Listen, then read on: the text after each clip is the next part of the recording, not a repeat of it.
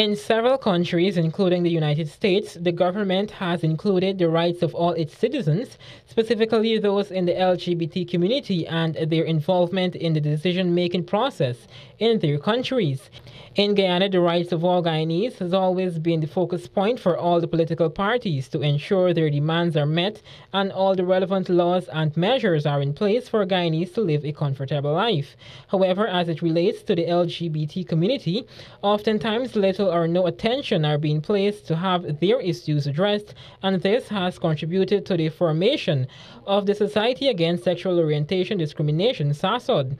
SASOD has approached the various political parties and is hoping that the political parties contesting the elections will include in their manifestos and platform plans they have in store for the lesbian, gay, bisexual, and transgender community in Guyana. According to the managing director of SASOD, Joel Simpson, so far the organization has not received any commitment from the various political parties as it relates to plans for the members of the LGBT community. So there were no formal commitments made. A Partnership for National Unity certainly asks for more information and more research reports and documents and so on, which we shared. The PPPC General Secretary also took note of the issues and indicated that he would have to take this back to the executive of the party for further discussion. Since then, we haven't heard any formal commitments made on any of these issues. He also highlighted some of the issues that he is hoping political parties would address during their campaign and continue with if won the elections. First and foremost, we're supporting the call for constitutional and law reform. In terms of constitutional reform specifically, we'd like to see sexual orientation and gender identity included in the Guyana Constitution as grounds for discrimination, so that LGBT people could be protected from discrimination, especially state-sanctioned discrimination. We'd like to see a law reform commission established to address various issues, particularly repealing colonial-era laws, especially the laws which criminalize same-sex intimacy and cross-dressing. Another important issue for our constituents is education.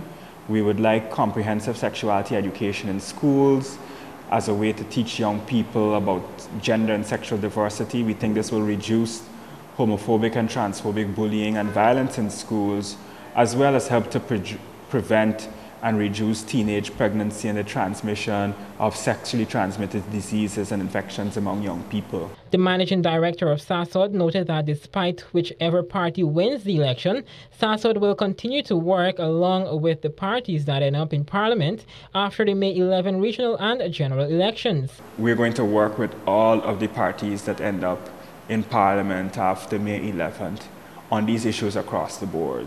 So for us, it's very important that all stakeholders are sensitized, because a lot of the change that we're seeking needs to take place in the National Assembly, and we would like broad bipartisan support for all of these issues, because they're about human rights, it's about respecting the rights of minorities, and we don't see it as being a partisan political issue. Everyone needs to support them. SASOD recently completed a civil society stakeholders consultation for Guyanese vulnerable communities capacity strengthening project funded by the delegation of the European Union to Guyana, which aims to build civil society capacity to better engage policy decision makers at all levels of government. Reporting for MTV News Update, I am Ryan Abrams.